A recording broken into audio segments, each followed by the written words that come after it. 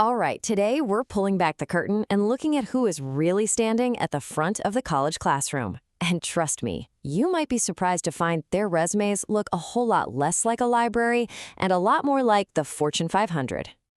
You know, it's the question on pretty much everyone's mind these days. With the cost of tuition just soaring, you gotta wonder, is college actually preparing students for a career?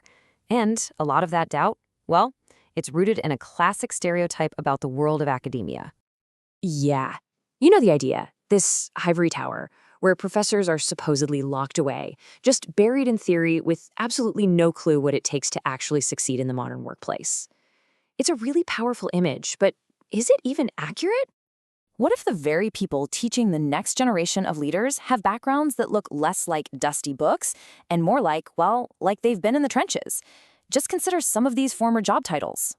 A chief financial officer. I mean, this is someone who makes the high-stakes decisions that literally determine the financial health of a multi-million-dollar company.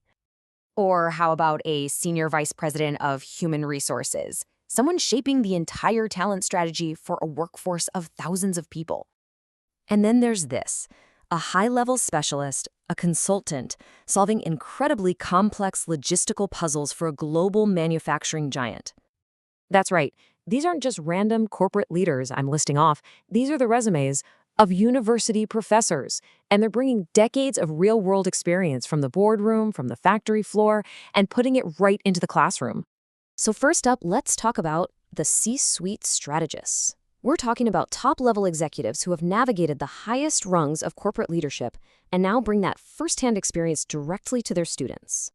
Okay, meet Kimberly Whitehead. Before she was an associate professor of quantitative management, she was the chief financial officer for Rug Doctor. That's a company with revenues over $350 million. So think about it. When she teaches finance, she's not just talking theory from a textbook, she's talking from direct, personal experience managing the books of a major international brand. And it's the exact same story for Professor Richard Ray. His old job? Senior Vice President of Human Resources for a massive healthcare system with 6,500 employees. He was responsible for everything from talent strategy to coaching C-suite execs. I mean, can you even imagine the kind of mentorship a student gets from someone with that kind of background? Now, beyond the high-level strategy, you've also got the industry problem solvers. These are the specialists who spent their careers right on the front lines, untangling complex, mission-critical challenges for major companies. So, before we meet our next professor, let's quickly break down a field you might not be super familiar with: operations research. Put simply, it's all about using math and science to make complex systems, like supply chains or manufacturing lines, as efficient as they can possibly be.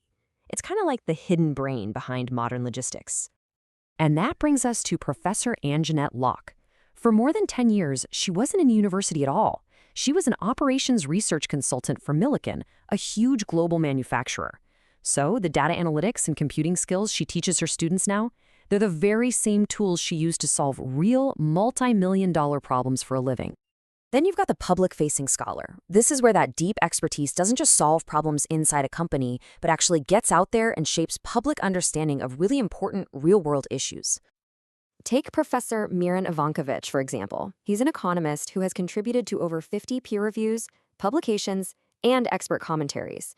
His knowledge isn't just for his students. It's actively sought after by media and financial publications that are trying to make sense of our economy. And here's where that expertise actually shows up in the real world. He provides commentary for places like WalletHub, MoneyGeek, and Credit Karma, websites where millions of everyday people go for financial advice. This is a professor whose work is directly connected to the financial decisions we all face. And finally, there's the academic leader. These are the educators who take all that real-world experience and use it not just to teach in the classroom, but to build the very structure of the university itself for the future. Dr. Evie Maxey is a perfect example of this. As an associate dean of a college of business, her impact is something you can actually see and measure. She's been a driving force behind implementing 8 new majors and 11 new minors. And she was instrumental in launching a PhD program from scratch, which now has over 100 students. This isn't just managing, this is literally building the educational pathways of the future. So, okay, we've met the strategist, the problem solver, the public expert, and the builder. But what does all of this corporate and leadership experience really mean for students? Why does any of this matter? Well, let's circle back to our CFO turned professor, Kimberly Whitehead, because she's a perfect case study.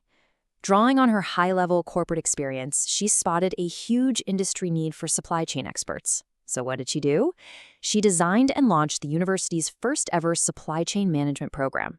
That is a direct line from boardroom insight to a real classroom opportunity. Ultimately, this is the student advantage, right? You get a curriculum that's actually built for the jobs of today, not yesterday. You get a mentor who knows exactly what it takes to climb the ladder because, hey, they've actually done it. You get to work on projects that are basically mirrors of real business challenges, and you build a network based on authentic industry connections. When you put all this together, it paints a very, very different picture of higher education.